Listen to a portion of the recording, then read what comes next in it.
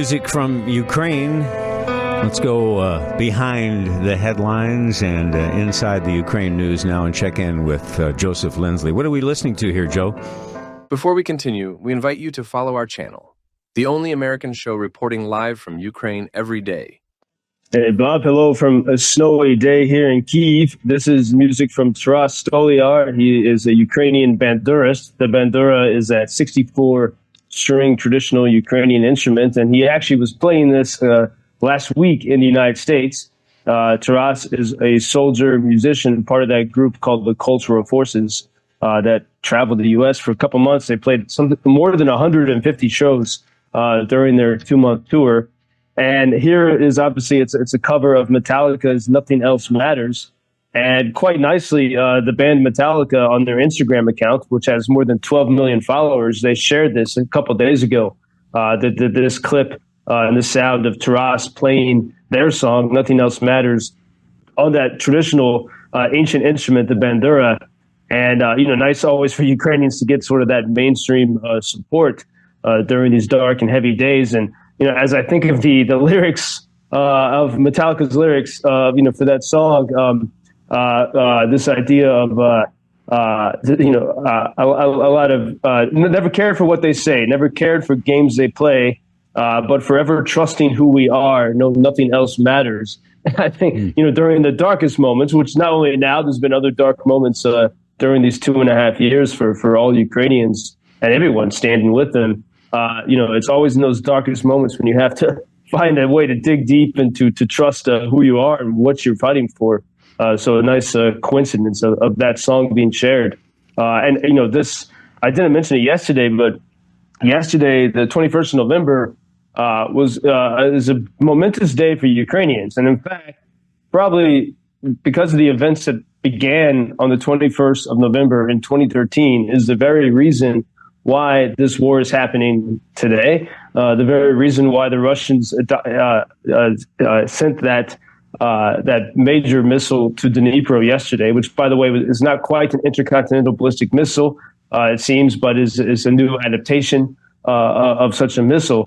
But all of that is because of these events that began on the 21st of November 2013, when a few students, or a number of students, gathered in the main square, the Maidan of Kyiv, and they were protesting the pro-Kremlin regime that was trying to, bring Ukraine, back into sort of the Soviet-era grip. And some students were protesting, very much in the same way that 35 years before, 35 years ago, in 1989, people throughout Eastern Europe were protesting. In fact, in November of 1989, the people of the Czech Republic took to the streets of Prague and began to finally break away from the Soviet Union. And so many back in the early 90s thought they had finally achieved it. Ukrainians were still under the shadow of the Kremlin through the 90s and early 2000s. And on this November 21st, 2013, these students began to gather. And the pro-Kremlin regime sent the riot police and the secret police and began to clamp down on the students. And notably, the 21st of November is on the Orthodox or Eastern Christian calendar is the Feast of St. Michael, who's the patron saint of Kyiv. And near that main square in Kyiv is the Monastery of St. Michael. And when the secret police began to attack the students, the monks rang the bells of the Monastery of St. Michael, as they did 1,000 years ago when the Mongols were trying to invade. And at that moment, really, it awakened the entire nation. And in main squares throughout all of Ukraine, during the subsequent weeks, people began to gather and basically lived in the squares until the pro-Kremlin regime fled in February of 2014. And ever since that moment, when Putin could no longer control Ukraine, he's been working, first from his taking of the Crimean Peninsula in March of 2014. But up until now, ever since then, this has been about trying once again to put the Ukrainian people under the thumb of the Kremlin. And so that anniversary yesterday is a reminder really of why this war is happening. It started with those students who who refuse to be controlled and set an example for their entire country. Joseph, do you agree that the only hope for a deal to end this war is if the stalemate holds and the U.S. supplied missiles and now the landmines? Is it too late for that to have a big impact on the battlefield? You know, it's really interesting how all of a sudden in these past days, the Biden administration has this flurry of activity. Also sanctioning, for example, the major, probably the biggest bank in Russia, Gazprom, which was basically left unsanctioned for these past 2.5 years. And it's like suddenly they've awakened. A lot has been lost. A lot of lives have been lost these 2.5 years. And suddenly we see this flurry of activity. And some people speculate whether we don't quite know, but is the incoming Trump administration actually involved in some of these new permissions Ukraine has been given? It's hard to know, but all of a sudden we do see this activity, things that could have happened, especially with the sanctions, that could have happened 2.5 years ago. But I see it from certainly from the Ukrainian perspective. Considering all that has been sort of sacrificed.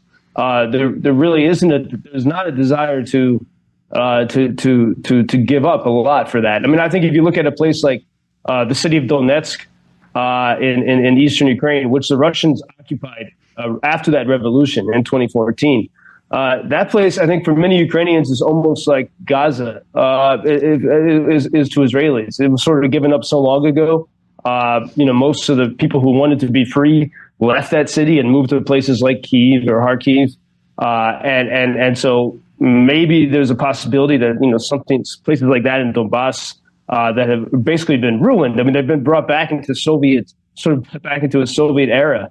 Maybe something like that could be negotiated. But I think, and as I was thinking, Bob, and I put this on my social media, if you go to at JP Lindsley on Twitter, on X, or YouTube or Instagram, who, as the new Trump administration takes shape, I think that there's probably a great need to get the sort of different people to tell the story of Ukraine to Americans and for Americans to find the right Americans who can understand Ukraine. And so if you go there, my team made some videos looking at some of these possibilities, because I think a lot of the professional diplomats, they don't speak the same language as the people that were part of the Maidan revolution, the people that were protesting in the streets, or of the soldiers who were in the trenches. And like one of the people I think might be a good representative or even ambassador to the U.S. Is a Ukrainian soldier who goes by the name Gandalf, because Ukrainians do see this as sort of a Lord of the Rings battle of good versus evil. Gandalf lost an eye and an arm against, in the past, I think it was 2018, against the Russians. And so he goes around with a hook, but someone who speaks very eloquently about freedom. And I think voices who I think would really resonate with, especially American veterans and with the incoming Trump administration. I think so. There's been a lot of barriers to, Americans don't, I think, even now really understand, except for maybe this audience, that this is not about two different regimes clashing. It's about people who, with this long memory of oppression during the Soviet times, they just want to be free and self-determining. And I think that if that message can get through, I think it will. There's a chance that things could change with the new administration. A Lord of the Rings battle, but for real. Joseph Lindsley in Ukraine. Thanks, Joe. Thank you for introducing Ukraine on your social media pages. That's very important, that much more people can get more information about the situation here and how everybody can help Ukraine to stay stronger and to save all the world. Что он сказал? Well, which side are you on? На чьей ты стороне? Come on now. Oh, which side are you on? На чьей ты стороне? Ебать.